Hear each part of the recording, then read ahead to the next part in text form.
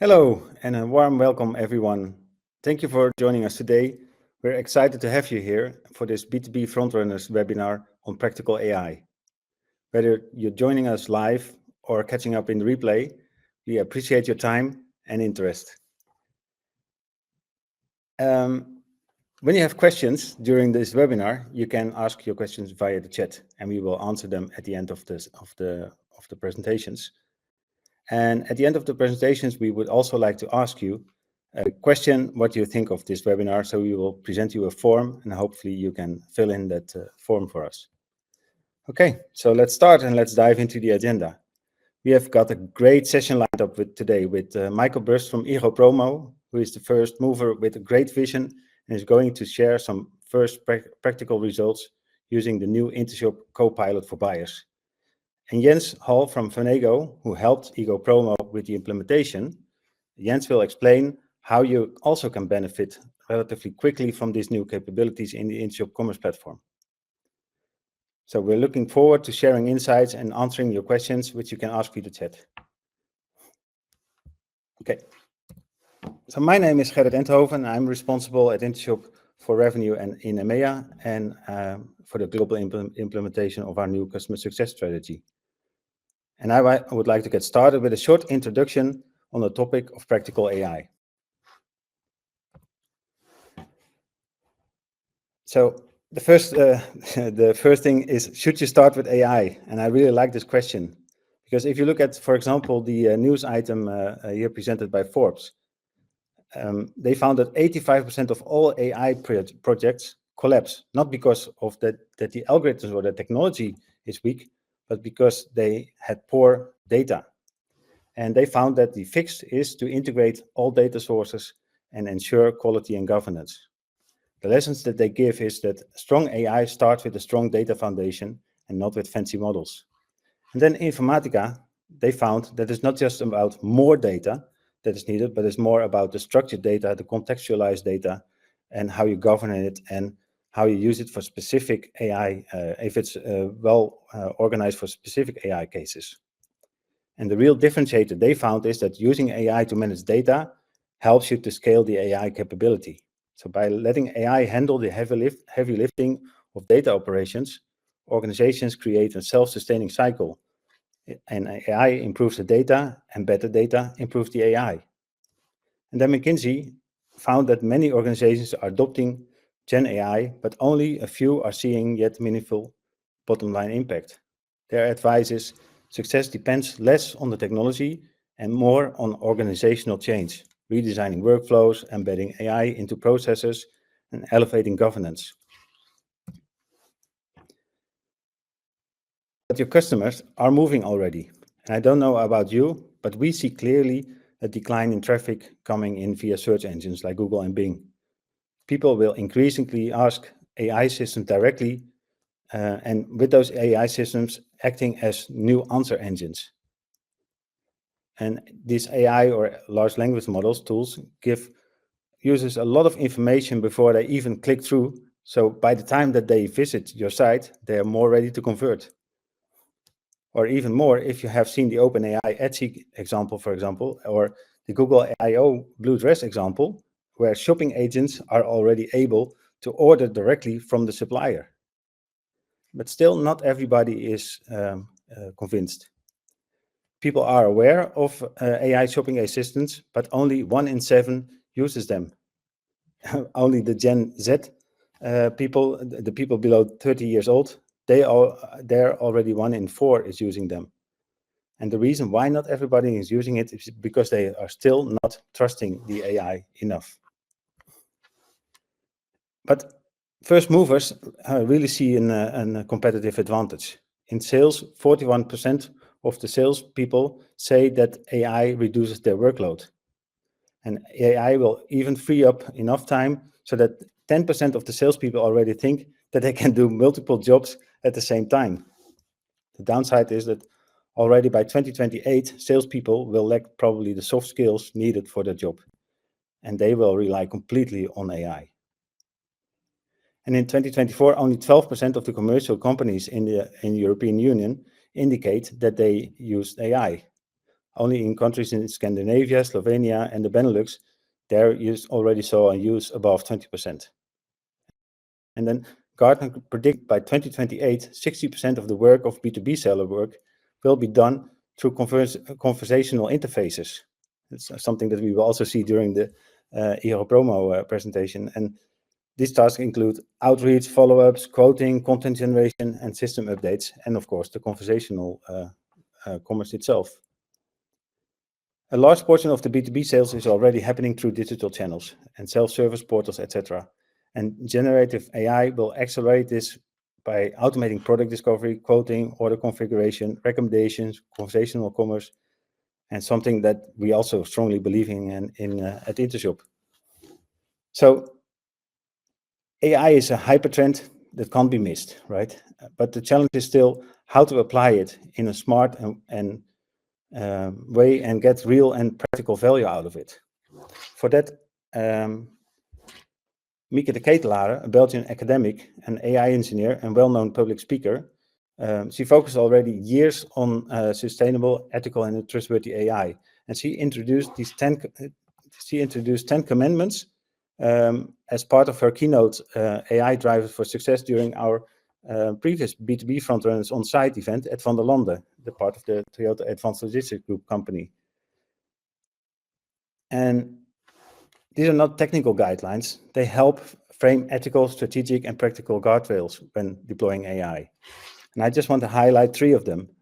So one of them, the second one says, the intelligence is at the end just advanced statistics. AI is very powerful, but it's not human, right? So keep expectations realistic and remember, it's only one type of intelligence. The second one, request transparency in all systems because responsibility is key. Whether you build or buy AI tools, or if you have to demand explainability and accountability. You have to know how the decisions are made and who is liable and when things go wrong. For example, with our Spark recommendation engine, you can really explain exactly what is why the system is recommending certain products or items. And the last one, focus on understanding the integrated process, not just a single task. AI must fit into a bigger workflow, automating one step without considering upstream and downstream processes. That limits impact, of course. So let me stop here and move to where we all came for, our fantastic speakers. Let's start with Michael, and Michael, you can take it away.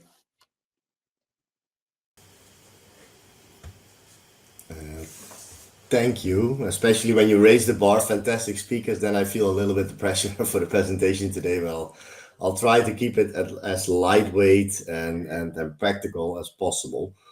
I'm Michael Brust. I work for IGO Promo as a marketing and e-commerce director. And I'm responsible for the brand IGO Promo. It used to be called IGO Post in the past, for if there are any Dutch people in the room. Then we used to be a post or mail order company, and we are now transformed to an e-commerce business. And we believe that AI is the next step up in our transformation process. So we need to evolve from a post order to an e-commerce to an AI company. But who is IGO Promo? IGO Promo is part of the Plato Group. Plato Group has 3 companies. These 3 companies are IGO Promo, of course, Compacon, and Clipper. IGO Promo is responsible for the B2B e-commerce part. So we sell to small, medium businesses via an e-commerce model. Compacon is responsible for the corporate market, so they sell to bigger corporate clients. And Clipper is our factory, so we have an own printing factory and also importing products of our own from China, which we print. We are 80 years in business already. It used to be a family-owned business, not anymore. We are active in 13 countries in Europe. Web visits average is between 3 to 4 million. And our HQ is based in the Netherlands in Helmond. We also have offices around in Europe, in Copenhagen, in Germany, in France, but HQ is in the Netherlands.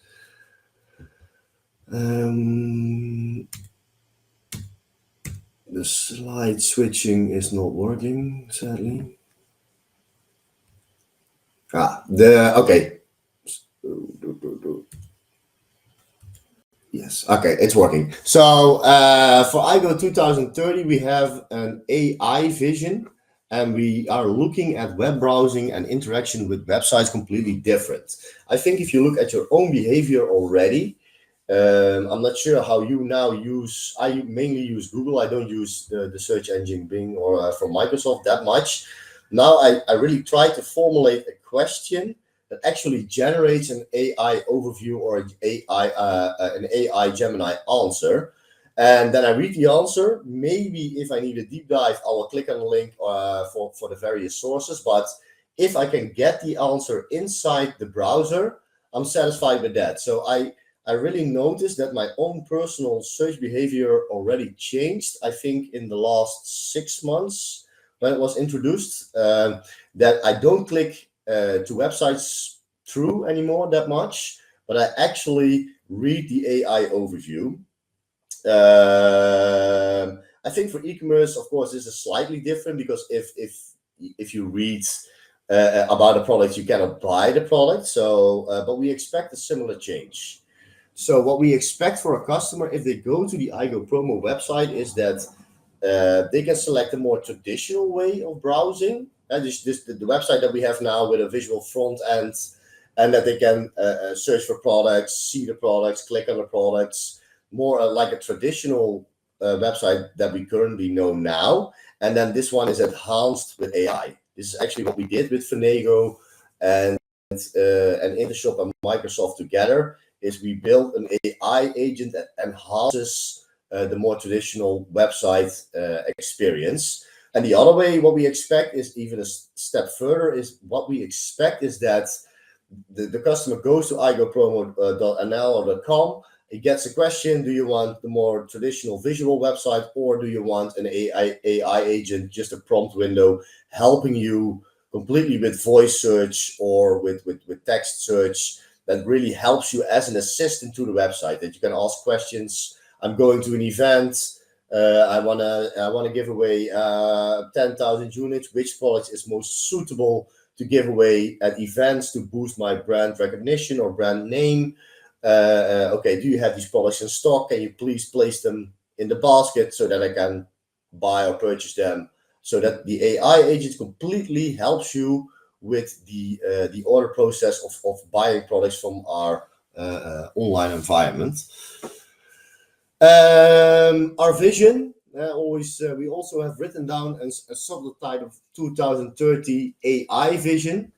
By 2030, IGO Promo will be known as a leading European one-stop shop for promotional products and brand experiences.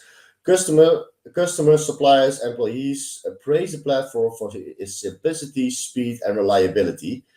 What sets IGO Promo apart from competition is a technical innovation of personal touch and a strategic insight into the customer needs. I think what we believe is that AI will not take over the world, but AI will enhance the world, will improve the world, will make probably tasks that are repetitive more simple. So we believe that AI and human interaction will go hand in hand, and that not AI will just completely take over, but we believe more in a hybrid solution. More in depth about this vision is that IGO used to be, as mentioned in the introduction, used to be a post or mail order company, and I think the last years we tried to transform that to a more e-commerce DNA company. As of now, 85% of our orders goes online, and we don't send any printed catalogs out anymore. It used to be in the peak, I think we sent out 3 million printed catalogs all across Europe. And the last one was sent 3 years ago. So we transformed fully from mail order to e-commerce company. And we believe that the next step for IGO is that we transform IGO from a e-commerce company to a tech AI data-driven company. So, and what we really feel, and this is also still very difficult for us, is that we also need to change our way of thinking, but also need to change our company culture a little bit, because we come from a very traditionally human-focused, customer service-centric company that send out catalogs, printed catalogs all across Europe to a completely tech, AI, data-driven company. And I think for every challenge that we have, we need to constantly ask and challenge ourselves. Okay, do we still need to do this, or need to do this way? Can we solve this with a technical solution instead of? Can we solve this with adding more people in the chain? Can we automate this process? Can we solve this with AI? I think those basic questions are not in our DNA yet. We are growing into it. But the more and more we play around with AI, the more and more also my team, but our company thinks, okay, can we automate this? Can we use AI for this? And it's still very difficult for us because we have 80 years of existence, of legacy, of course. And this and probably the first 60 years, this company is fully built with humans, by humans, for humans. And we now need to slowly shift that. Yes, the human factor is still very, very important for us as a company, but we also need to blend in AI and AI assistance, and we need to be more data-driven, and we need to think more in automation. The customer demands from us that we deliver faster with less errors, that we answer faster, and the only way to do this and to keep up with this growing customer demand is if we automate our business more.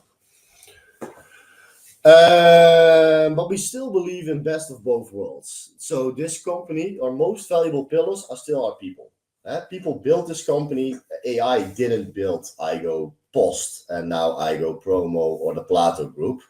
And we believe that AI and customer interaction and personal touch with our customers need to go hand in hand.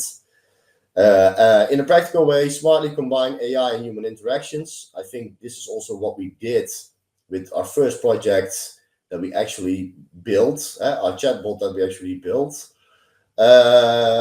Design service logic that allows customers to choose fully self-service AI or a hybrid version, chat human AI, or direct personal contact. So I think what distinguishes e-commerce shops nowadays is also the option for personal contact. Probably we all have been in a situation that something goes wrong. Your flight ticket, something goes wrong. Your order process, you ordered your tickets online, and then it's super difficult to find a telephone number or an email address, or to get in touch with a human that can help you solve this more complex technical issue that you have. This is very, very frustrating. And many research have been done on this topic, and there needs to be a way that if something goes wrong, or the customer has a complaint, or the situation is a more technical, complex, that humans can always jump in the process and say, okay, let me help you and support you in every step of the way. Additionally, what we actually believe is that in the future, our customers will not always be human. What we believe is that companies will evolve so far that they will have AI engines, agents, applications actually place orders for them in our web shop. To make it a bit more practical is that, let's say a big company like Philips, they order pens with us every, well, let's say 3 months on average, but it depends a little bit. That they have a system or an application running and see, okay, we are running out of stock with these certain pens. We need these because there is an exhibition coming up. That the AI agent recognizes, okay, the stock is running low. We have an exhibition next week. Let's place an order for 1,000 pens at IGO Promo. So in the future, even AI will be a customer of us. What we also believe is that that still AI is very, very important, but it can help us with every step of the way. So it can help us with 3D print proofs, quote automation, real-time previews, and we actually already made the first steps in our business. So we are specialized in printed products, printed promotional products. So everything that we do has to do with print. So we print logos, we print text, we print people's brand on our products. One of the most complex things in this customer journey is actually making the preview and showing this to the customer. Okay, you provided me your logo. We place your logo on this key cord, on this t-shirt, on this cap, on this water bottle, and it looks like this. And we still have DTP personnel working for us actually making the artwork. What we now did is we linked one of our databases with print sections and products to this AI agent. The customer can upload his logo and can already see the logo virtual on the product and really see, okay, how does it look on this yellow cap? Because maybe I also have a little bit of a yellow logo. So the first steps in making this better and faster is already there. And finally, we already use AI in the form of ChatGPT for our daily work. If we have tasks that actually were very, very hourly demanding, which cost us a lot of time, especially competitor analysis, desk research to competitor analysis. Now we just write a prompt in ChatGPT 5, we get it runs for a couple of hours, we get a big download of a lot of data that we still, of course, need to read through all the data, make a summary. But in most cases, we even ask, okay, these elements are important. We scanned the desk research from ChatGPT 5, and then we asked them, okay, make an executive summary, and we plot it in a presentation, and we show it to the board. So already also in our daily work, what I can see with my team is that the productivity went up so much compared to a year ago, that it's not only for the customers, but it's also for internal customers. The first step, I visited an event beginning of this year from Intershop together with a couple of companies that presented the first functionality, how Intershop integrated AI in their latest and greatest version, Intershop N. I was so impressed by this that they showed me that they were talking to the website, placed the product in the basket, and even went through the whole buying process with AI, that I asked Intershop after that session, can we please set up a POC together, because I'm super impressed and I believe this is the future for companies. So what we did is we built our own AI agent, our own Copilot AI agent, and we linked it with a couple of sources in the background. I think Jens will go a little bit more in depth with how we did it technically. And what it does, it complements our chatbot. Currently, if you go to the IGOPromo.com website, we have a chatbot in the right bottom corner, as most websites or e-commerce websites have. And this chatbot is now mainly during work hours from 9 to 5, Monday to Friday, is operational with real people, real customer service employees in the background. So when the customer service employee goes offline outside business hours or weekends, we had a contact form. So the little dot was still there, but if they then clicked it, they got a contact form with, we are offline at the moment, you can read our FAQ, or please leave us your contact details and we will contact you within 1 business day.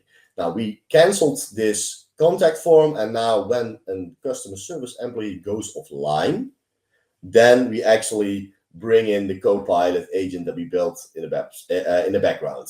So we connected a couple of data points that are important for us. So like stock levels, print options, a product catalog, of course. And I think what we now still do is that the human interaction is still priority number 1 for us, because 90% or 85% of our orders are done between business days and business hours, of course, because we are a B2B company. We rarely sell to B2C customers. We can, but we prefer to sell to B2B customers. And still the human interaction for us is the most important. But we hope actually that this proof of concept is so successful for us that we can eventually also try to put live first the AI bot as a first line of support. And then if the AI bot cannot provide the correct answer, there's always an escape to, let's say, a contact form if you are offline, or can ask the customer, okay, I cannot provide you the answer. Do you want to be in contact with a human person, of course, with a human customer support agent? And of course, what we did also is we put our own styling and tone of voice. And very important is we set the guardrails. The first time we tested it, and we also asked, can you please provide me with products from let's say a competitor of IGO, and then we'll actually provide the list of a competitor website. So I think it's very important when you go live with AI, you cannot control everything, but setting up correct and proper guardrails, saying, okay, you can never refer to competition of IGO. I think that is key, but it's also a bit of a learning phase that you need to try and look at the chat history, but also try internally to get the bot hallucinate, as we call it, and to put your guardrails a little bit stricter. So the guardrails are the boundaries that the bot can operate in. And how it looks, as explained a little, but now you have it visually. The right bottom corner, we have Igor. We thought like we designed a little present with a face on it, like a small animated present, because we really wanted to show the customer that if you talk to a normal customer service agent, you get a photo, or you get a stock photo if the customer service employee doesn't want to be online with their own photo. But you really see, okay, I'm now talking to a human because there's a human photo, or am I talking to Igor? And we thought we needed to come up with a name. We thought IGO, then let's call it Igor. I'm not sure if this is his definite name, or but for now we thought like then it's very clear. Now the customer is talking to an AI agent, and now it's talking to a human agent. We have put this application live the 1st of October, so it's quite short, but we already had 126 messages, and we were curious. After every message, there is a feedback loop, so you can give thumbs up or thumbs down. And for the first 126 messages, we got 4 times feedback, and 100% was positive. So we didn't look in detail yet. We need to run for a longer time and collect more data. But the first steps are actually, we are quite amazed how well this works, and also happy to see that our customers really appreciate a more smart AI agents above probably a contact form. So hopefully this will stay positive, and we can expand even further. But the first signals are quite positive, and also the first customer feedback is very positive. And as a last step, at the end of the presentation that we had with Ed van der Lande together with Intershop, the academic lady, I forgot her name, sorry, but that had 10 commandments for AI, and they asked me to pick 3 of the 10 commandments that were resonating with our business or are relevant for our business. So I think what we did is we enhanced our current customer experience with AI. So still human interaction is one, and customer, the AI bot is a second priority. And one of the points was don't just add more data points, but invest in a hybrid AI system containing reasoning. And I think we did that. So if the bot can't answer the question, then we will always refer to human interaction. And still, it's an enhancement on the human interaction. It's not priority 1. The second one was don't start an AI project just to start an AI project, but start with a challenge in mind. I think we always start with a challenge in mind. We don't start just to start a project. The challenge that we have at the moment, we have roughly 50 customer service employees. They handle 30,000 chats. They handle 150,000 emails annually. And the more our business is growing, the more chat volume is coming in, the more emails is coming in. So we want to prevent that they are drowning in work, or that we need to scale up with now in 10 years, we have 100 customer service employees. We still believe in the hybrid solution. So we still believe there needs to be a human escape, but we try to hopefully answer 80% or 70% of the questions with an AI bot. And if there's a more complex technical question, or there's a complaint, or there's something wrong, that we can always switch back to human interaction. Let's hope that is 30%. So our challenge is we need to invest in AI also to make us more scalable for the future. And last but not least, put your planet at the same level as your AI profit. I think we are a very social company. The previous owner was a very generous guy. It's not family owned anymore, but we are giving to charity if we make a lot of profits. We already planted over 200,000 trees, which we actually pay from our own money. We don't ask customers to donate us money so that we can plant the trees. No, with every order, we donate an X amount of margin to plant trees, to preserve the planet. And last but not least, we are also EcoVadis certified, top 1%. So I think this company, in its core DNA, is a very friendly, social company that really tries to be good for the world and not only make profits for its shareholders. Thanks very much, Michael. Very interesting. We already see some questions coming in through the chat, but we will cover them at the end of the presentation. So now I would like to hand over to Jens. So Jens can explain a little bit how your new chatbot has been implemented. Yes, thank you, Gerrit and Michael.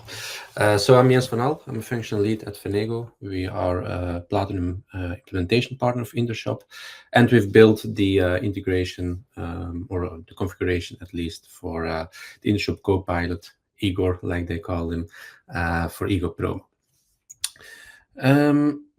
I want to start straight away with what we've exactly built for IGO Promo.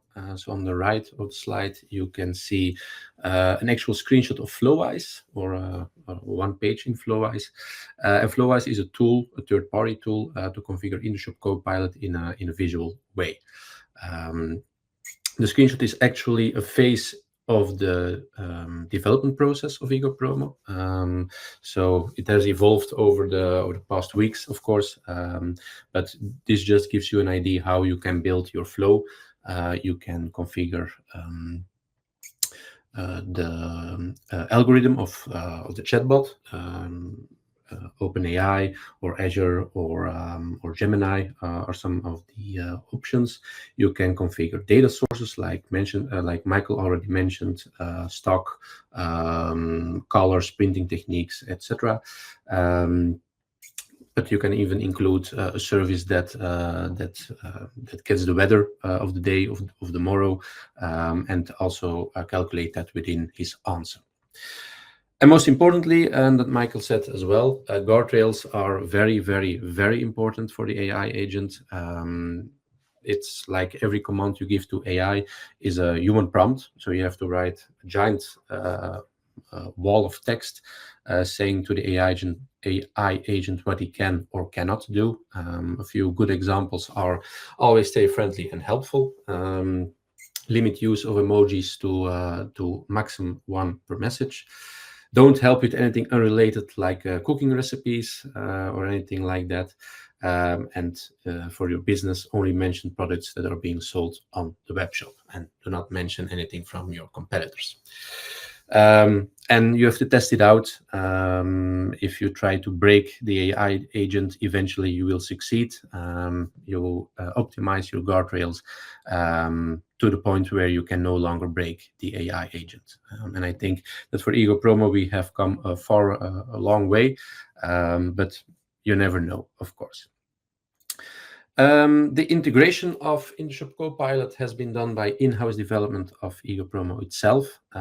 They do not use Intershop PWA yet, but if you have an Intershop Copilot and you have Intershop PWA, it's easy to perform actions on the web shop. So, for example, if you ask the bot add to the cart, it can already reload the page and add the item to the cart itself. And then I'm going to show a demo, because the proof of the pudding is, of course, in the tasting. I'm going to ask the Igor to look for baseball caps. He will provide me with a couple of recommendations.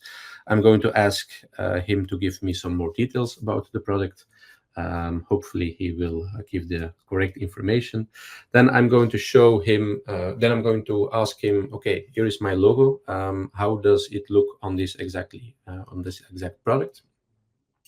Then I'm going to ask him a question about the frequently asked questions, or at least that is part of the FAQ.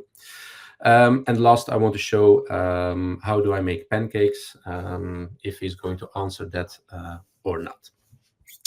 Therefore, I'm going to share my screen.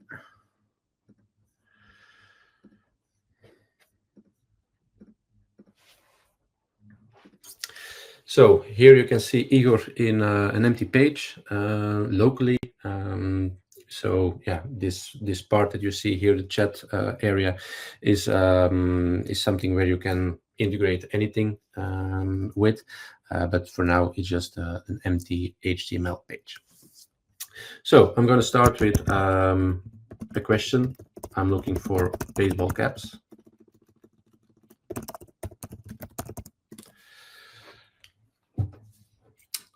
And then he already gives me a couple of examples with the correct product images, the correct price. And let's say that I like the trucker's baseball cap. I like the trucker's baseball cap. Can you tell me what it's made of? And he says, okay, the trucker's baseball cap is made of polyester with an adjustable closure. It features a white front and a colored visor made of polyester jersey with a foam backing along with mesh panels, and it's lightweight, weighing only 53 grams. If I look at the product on the website itself, you can indeed see that the weight is indeed 53 grams. It's made of polyester, and everything that is said is correct. I can also ask him what are the possible printing techniques on this product.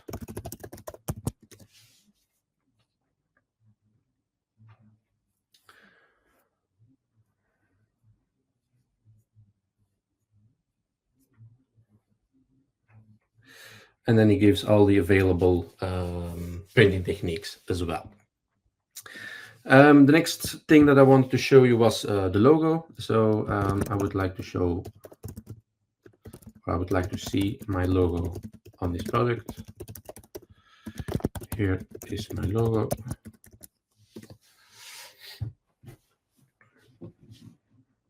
It's the Fenego logo, by the way. So indeed, here he gives me a screenshot of the trucker's baseball cap with the Fenego logo right in front of it. And then the final question I wanted to ask him, how many eggs do I need to make pancakes? And then hopefully he says that he's here to help with promotional gifts and products, and he can't assist me with pancake recipes. And then he asks a question to help me with products instead. So basically that's the short demo that I want to demonstrate. An important thing that I want to give is, first of all, the guardrails is very important. We've counted a lot of issues, but yeah, once you have an entire guardrail, that all comes good. And the final thing that I want to say about the Igor itself, testing and again testing, because sometimes I tested the presentation a few hours ago, and sometimes I even got a different result. So that's something that we have to keep looking into, but so far everything is still going good for production.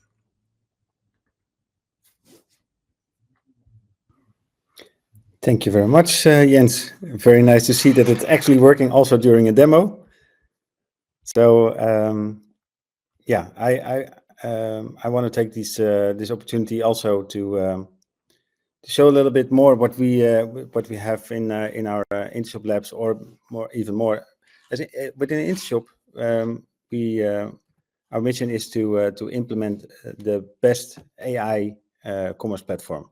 And with that, we really want to provide you with practical tools that you can implement already today. So if you see how this evolution is going, then you see that companies are starting or have been busy already with experimentation.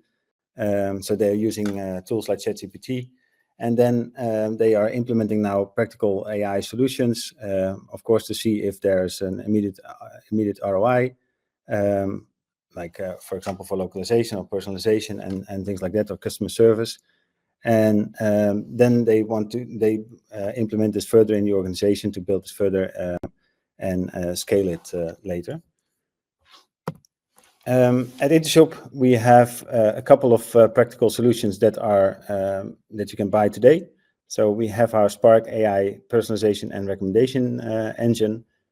We have our Copilot for buyers. So the Copilot for buyers, what we just saw with Igor. So IGO Promo built out of this Copilot, their Igor chat bot, which is basically a digital sales agent and service assistant that you can use to feed with your data, so you can educate him on your products, and then he can help you to sell your products online, help customers to compare products, put them in the cart, or search for specific products in a specific context. And that Copilot then can use Spark AI, for example, to where you can set the specific rules that it only shows products that are available, for example, or products where you have the best margin, etc.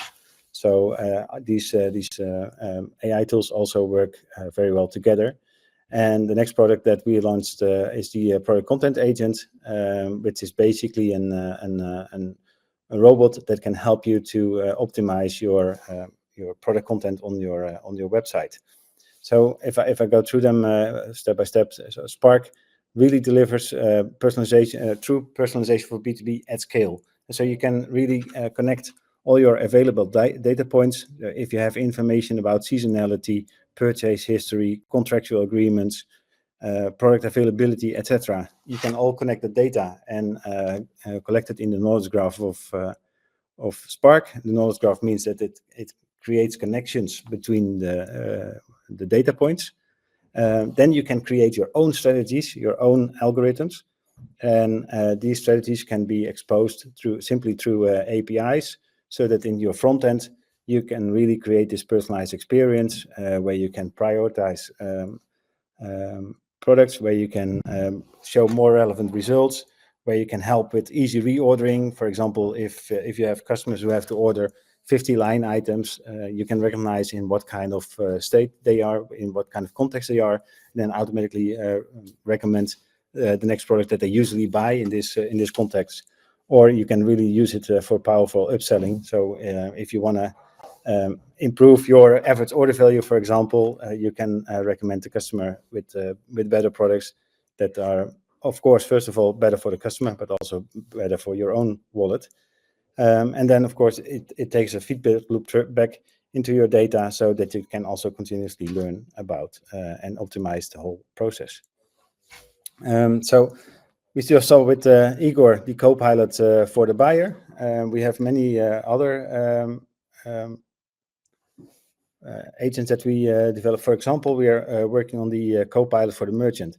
So the Copilot for merchant is another chatbot, is another user interface that is basically for you as a shop owner. So if you are using the Intershop commerce platform, then you can use the Copilot for merchant to access all the different agents that we are providing.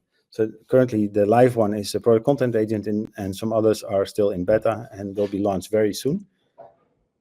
And for example, one of them, the product content agent looks like this. So this is one of our customers, Limmert. They are selling to companies that have to work with very specific electrical components, and they had limited data, limited product attributes. So they use this agent, which is basically going as a bot to the internet, collect the right information for this product.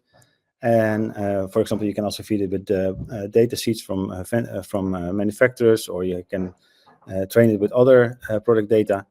and then you can really guide it to write the product content into a certain language and style, and it really can add also all the different attributes, which then actually can be used again in your search, so to make it easier for customers to find your products.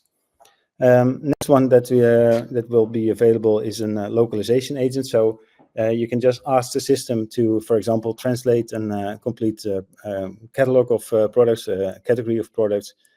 So it really runs in batch, and basically can translate your store in any language. Another one is also a very cool agent, I think myself, is the business intelligence agent. So basically what this does is by prompting, you can ask the system for any type of sales report. So you ask what was the business, for example, last week in this particular category, and it will generate in your Intershop back office a nice report that you can even present in your next business meeting. So a lot of practical things coming up for you guys, and of course, feel free to reach out to us if you wanna test them. And we are happy to take also pioneers who want to test these new tools, like for example Michael and Jens. So I would like to invite Michael and Jens also back to the stage.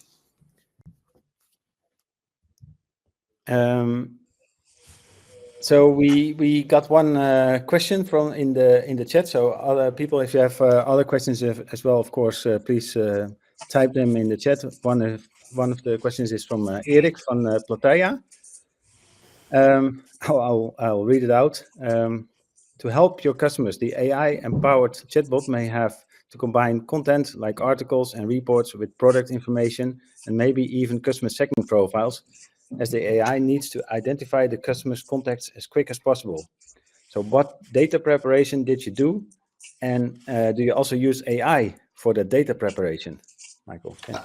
I think that's a good question. What we didn't do yet is connect customer data or customer information yet to the AI agent. We are a bit hesitant with that, so we didn't link our ERP system yet, or no personal information or company information yet. So no segmentation, not knowing the customer. They cannot ask their order history because this is so new to us. So giving an AI agent access to personal information can also be very dangerous in privacy terms. So we just focused on product information that is not privacy sensitive, for the sake of what is the AI agent going to do with our, let's say, ERP data? What is it going to do with our customer data? Is it also available for our competition, or is it available from Microsoft? Where does it store the data? So also with the Safe Harbor Act, we decided that in the first steps,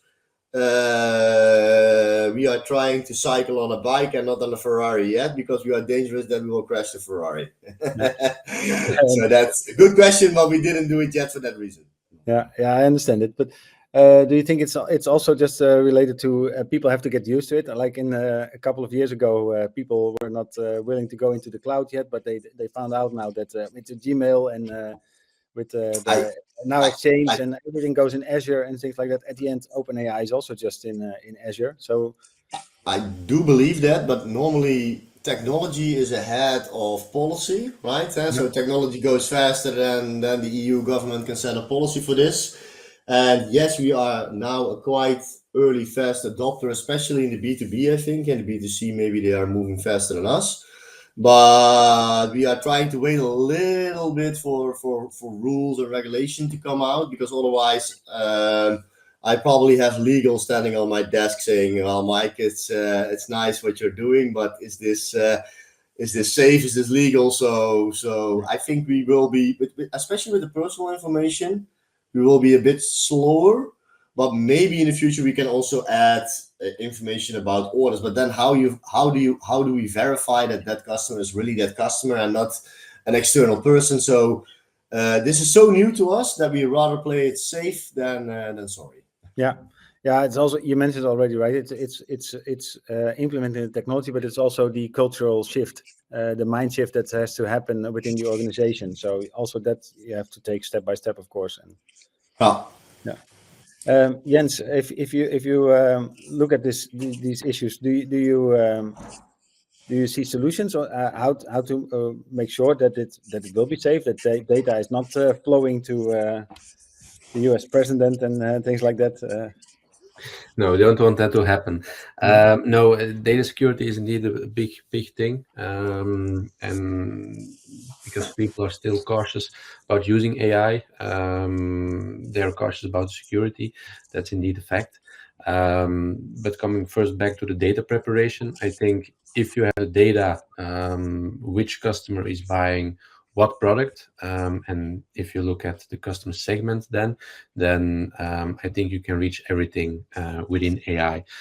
Can you help it prepare the data? Of course. For example, a good example is the others bought as well recommendation in the cart. That's already there, and you can let AI propose those recommendations just by looking at what other customers in your segment bought. So if you have the data, it's anything is possible within Intershop Copilot or within AI in general. And to come back to security, that's indeed a thing that you need to keep it secure. But depending on how sensitive the data is and what your purpose is, it depends on the case how you could solve it. Yeah, thanks. Nick sent in another question. In the transition toward an AI-powered growth platform, how will IGO Promo preserve the unique brand, voice, and customer relationship that defines its success today? Good question. Yeah, and that is, of course, good question. When you implement AI, it gets less personal, right? But we try you can also set the tone of voice of the bot. So you can say, okay, be a bit more joyful, playful, use emojis, but you can also say, don't use too much emoji. But what we did is we tried to be a bit of a playful brand. So we said, okay, answer them in a nice, friendly, like a friendly type of way, use a little bit of emojis. So don't just went super strict, super formal. So that's how you can influence how the bot will react. And I think the other part is that we chose for a hybrid system. And I think this will also stay in the future. That yes, you can talk to the bot for the first line of support. What is my track and trace? What is the order status, etc. But if the customer really has a specific question that the bot can answer, we'll always have a look to a human, or the customer says, I want to talk to a human. We always need to provide that they can talk to a human so that we can also maintain our brand voice and keep the relation with the customer as good as possible. I think that is one of the strengths of IGO Promo at the moment. One of the benefits from transforming from a customer service company is that you now have a very professional customer service department. So I think we always try to go for the hybrid form. Yeah, at least that's how we try to. Yeah. If you look at just also in the demo that Jens did, you can ask quite advanced questions, right? Adding a logo to etc. So, I mean, do you see that customers actually understand this already? I mean, do they know that they can ask these quite fancy questions? Not yet. What we did is to open up the dialogue. I think we had a couple of example questions, but what we really see is that customers try, because you get the chat history. So if you go in the application FlowWise, you can see, okay, which ones were positive, which ones were negative, and you get the full transcript of that chat session is stored. So you can really see that they try, okay, can I do this? Can I ask that? And that also helps improving your AI agent. So if you put it live in a small version, you can see, okay, which questions are our customers asking, and then tweak or add data points to really to if it cannot answer it right now, they can answer it in the future. So that's how it will grow, right? So it needs to grow and evolve and based upon the customer inputs. What we did for the base setup was we have live chat. We have so many chat history in live chat.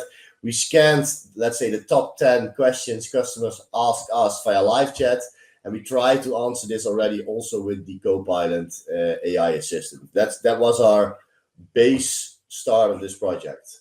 Yeah. And then of course it will grow and evolve, and I think this will be a continuous evolution of adding data points, or maybe even also skipping data points in the future. Yeah. I mean, now it's also really positioned as a services bot on the right-hand corner, so to say. Do you think that later this bot will be more embedded in the site itself? Yeah, I think the future will be that it will be the hybrid version, let's say, of the traditional website with a front end that people can browse will be even more enhanced with AI. We are also now using AI to enhance our product detail pages with text, our copy on the website. We try to enhance even our photographs with AI. So it's already blended in, not in an automated way, but AI is already used in way more portions of the website. And then the other one will be you just get a prompt that really helps you with every step of the way. Just give me the stock information. Maybe even say, okay, I want to pay with Ideal. Send me to the Ideal page so that I can pay this order online, place it in the basket, and please update me via email with my order status. This is my email address. Maybe even a typical contact, the order form that you now have on the website. You have to fill in 15 fields. We'll go away. We'll just say, okay, ship it to this address. This is my email. This is my phone number. Please keep me up to date. Send me text messages on my order status. I think we were able to set this up in a couple of months, quite fast, with a quite small group. And we didn't even go all out, full out yet. So if we can do this with a quite small group, quite low costs, then the opportunities are endless. Then if you put a big team on it with a little bit more money and funding, then you can go very far with this if you want. Yeah. For example, also you mentioned that sustainability is important for you guys, and I mean, of course, AI is using a lot of energy. But did you think about it already? How the AI can help a little bit more with sustainability? I mean, with advices or things like that. Do you plan to train it on that information? What we now did is we linked it to our product database, but then the full database. In the future, we can also say, okay, we want this AI agent to prefer more eco-friendly products. Let's say, okay, you can set boundaries. Okay, please recommend products that are full plastic. What we call in the industry CPS, cheap plastic shit. And then you can also move away a little bit more to let's please prioritize more sustainable products, or with new materials or recycled products. And then secondary, give them the plastic products. Of course, the energy consumption is still there, which is a problem also for search engines, which is quite hard to tackle. I think this IGO Promo also has a lot of solar panels on the roof, where we try to lower the temperature in the office a little bit so that we are not so I think IGO is really trying to be sustainable, and I think with the future, if you would recommend more sustainable products as a first priority, you can make a big step forward in also guiding the customer to more sustainable alternatives. I think that's the way to go for us. Yeah. Jens, to explain a little bit how to implement it, can you tell a little bit about the team setup, so to say? What kind of roles you needed in this? Well, I think Michael already said it was a small team, because just a basic implementation, of course, to start really basic. But I think we had a team where we just discussed the requirements with Michael's team. Okay, what should Igor be able to do? What can he not do? Okay, have you thought about this? Have you thought about that? And once we had those requirements, I think we had 1 or 2 developers working on this for a few weeks part-time. And then after the work was done, we presented it to IGO Promo. They were able to give feedback. That feedback was integrated into the FlowWise integration. And yeah, from that point on, they started testing on their own, adding the guardrails, etc. And then you get the product that you just saw.